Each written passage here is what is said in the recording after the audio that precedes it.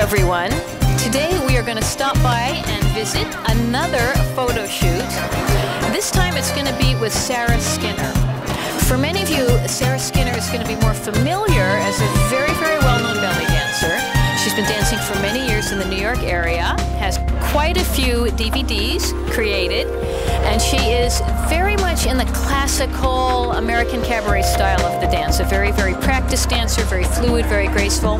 A couple years ago, and I honestly don't remember how many years ago, Sarah started another sideline as a photographer specializing in belly dance. Again, and smiles.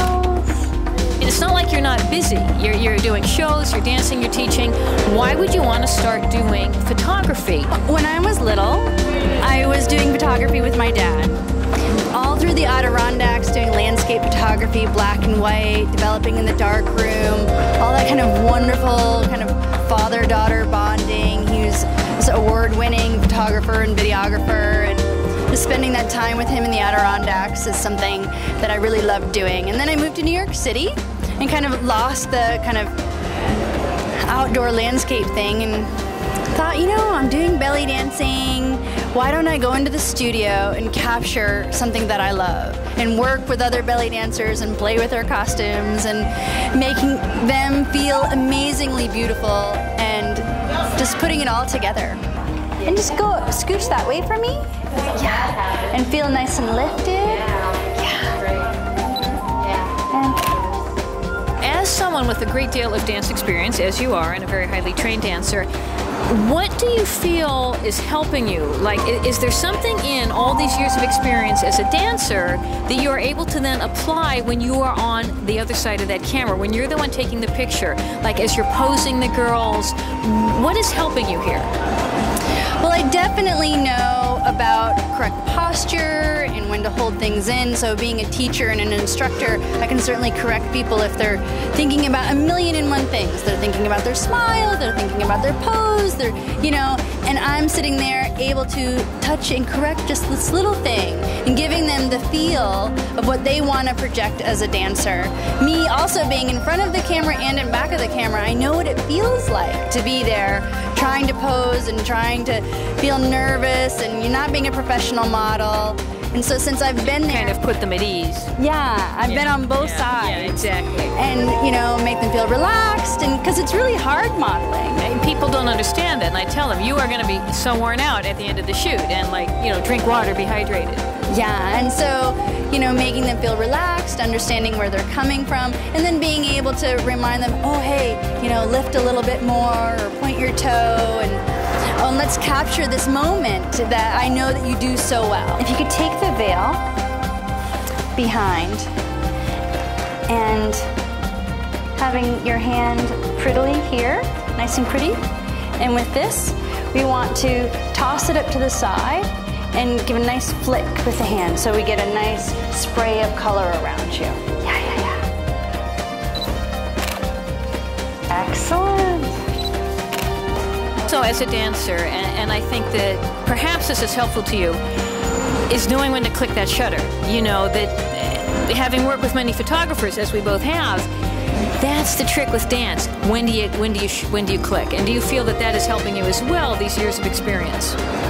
You know, I don't even think about it. It's so organic. Of course, you know, when they do this big flourish and that big moment, of course I'm gonna catch it. Like, I couldn't imagine not catching it, you know? It does, it becomes instinctive for you, right? But and I think that's the advantage of you as a dancer turning photographer is, where do I click? Okay, she's gonna do this, I can feel it building. Absolutely, yeah. The toss from front to back. So bringing the veil in front of you, and nice thing, so bringing the arms and straight down, and where I'm gonna take the picture is your hands being down. And what's different about when you normally belly dance, your arms are supposed to float down with your veil. I don't want that.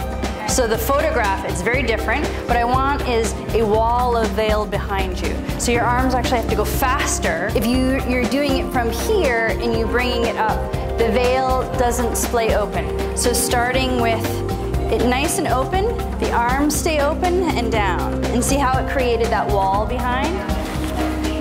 And normally what we're supposed to do is your arms float down with it, but it doesn't make for a good photo. So let's give it a go. That was beautiful, do it again. See what happens? Okay. So we need to have it be more of a wall behind you, so faster. Do one where you keep your hand on your hip and then the other arm tosses it up. Oh, fantastic. That was great. Okay. And then rotate your chest towards me so we get the frontal. Okay, one more time. And twist more. There we go, perfect. And then go. Yeah. Oh my God, so gorgeous. I never had veil photos.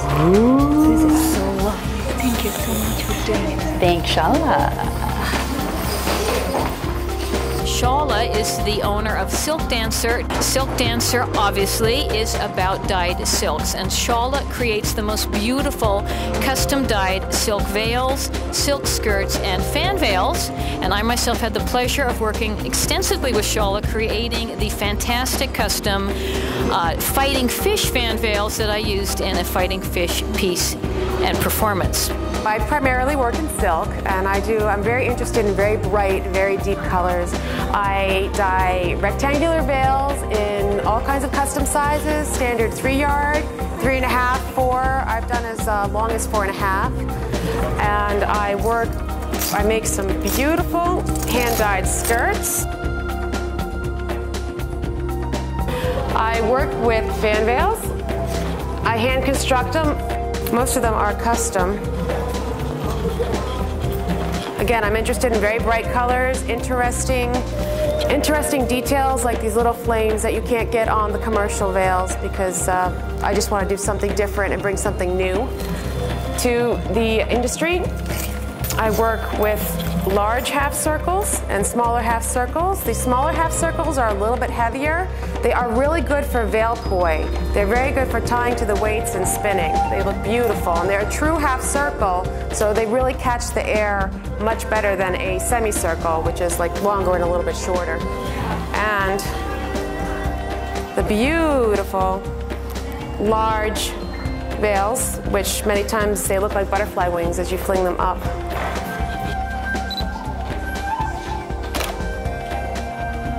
How to pose with this thing? Yeah, and just pose it in. So lift it, and so be in the pose and just, yeah.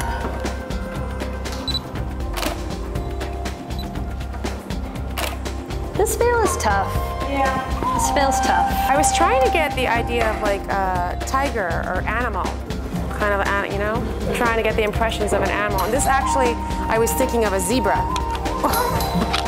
Didn't quite work as a zebra, but it's very costumes. It's so interesting visually, and the edges are actually black, so it kind of frames the whole thing.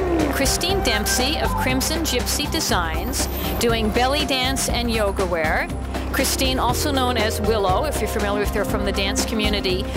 Very lovely, soft, stretchy fabrics, wonderful, rich colors. The type of foundation garments that you use all the time for practice, and you dress them up for performance. And I will also say, on a personal level, she has some fabulous halter top dresses for everyday streetwear. I make pants, tops, and skirts for belly dance practice wear, and you can wear them to perform too. I've performed in these types of pants. So today I'm going to be showing ruffled capri pants. These are really adorable, and I love to teach in these because you can see the teacher's feet really well, but they also look great with nice, sexy high boots. Other pants that I have are these long, like what I'm wearing, long ruffled dance pants, which I feel they're like flamenco inspired. And I just love wearing them. They're just so much fun and flirty to wear. And I also have just general flare pants, pants with a wide flare at the bottom, which I like to wear for class or just to wear out, and then yoga pants with kind of more of a boot cut. And then I have several styles of tops. Oh, I like to put skirts with my little pants too, so, you know, cover all the necessary parts and make it all look pretty. Some circle skirts, and I call these the asymmetrical skirt. The point comes down over one leg. And then I have several styles of tops. I have my cross front tops, and this is just really beautiful, creates a gorgeous neckline. I do different sleeve lengths with these. I actually have several different sleeve styles. And I have halter tops here, which kind of laid out flat. They're not the most exciting thing, but when these are on people, they actually look really, really beautiful. So there's these. I have wrap tops, wrap around and tie. You could twist them or just cross them and tie them in the back. And I just really love all of these deep, rich jewel tones. This rust color, the purple. Purple's my favorite. I love burgundies and the deep greens here. So I think I have a nice selection of colors for people to choose from. Shrugs, these are new to my line. Nice long sleeve shrugs. They actually go across your back. And I have them in a shorter 3/4 length sleeve. You know, the winter's coming, so I definitely want to have longer sleeves. It's so glamorous to like sit at home and make things all the time. What a glamorous